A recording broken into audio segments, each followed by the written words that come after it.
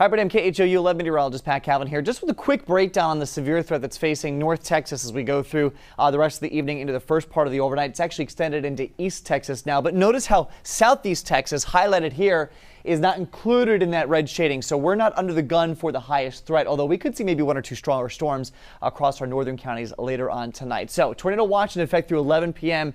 Could see a few tornadoes in this area. Could also see hail up to the size of apples and 70-mile-per-hour wind gusts. So some isolated but really severe thunderstorms possible across north and east Texas as we go through the rest of the overnight. So there's the highlighted area, and you can see the bullseye for the highest severe threat here along I-20 across the Metroplex extending into northeast Texas. Now again, some of our northern counties do get clipped here by the southern extent of this outlook, but again, it's not the highest part of the outlook, it's the lowest end of the outlook. So on a scale of 1 to 5, 5 being the worst, it's a threat level 1 for a lot of spots. And then once you get from Huntsville and points north, that's when it goes to a level 2 and then ultimately a level 3 up towards I-20. So we could see maybe 1 or maybe 2 isolated stronger storms later this evening, but the higher threat is across North Texas. The tornado potential is going to be more pronounced here in the shaded areas, especially where you see the yellow and that hatched area.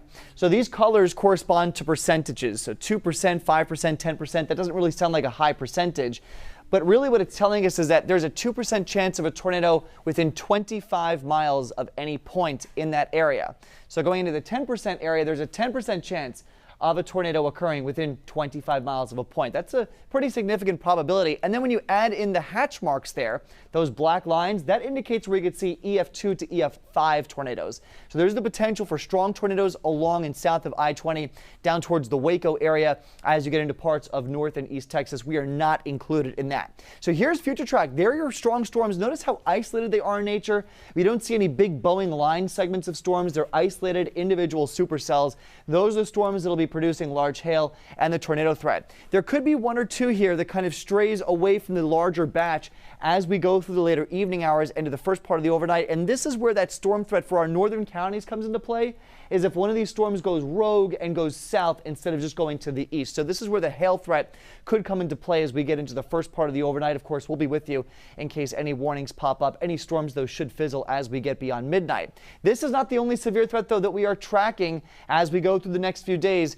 Thankfully, though, this is not going to be for Texas, but rather into the Midwest. Unfortunately, these are the same areas that were impacted by the big tornado outbreak that just happened on Friday. It's a very active pattern that we're in, expecting another chance for tornadoes from Chicago all the way down into northeast Texas. But again, southeast Texas not included in that threat as we get into the start of the upcoming week.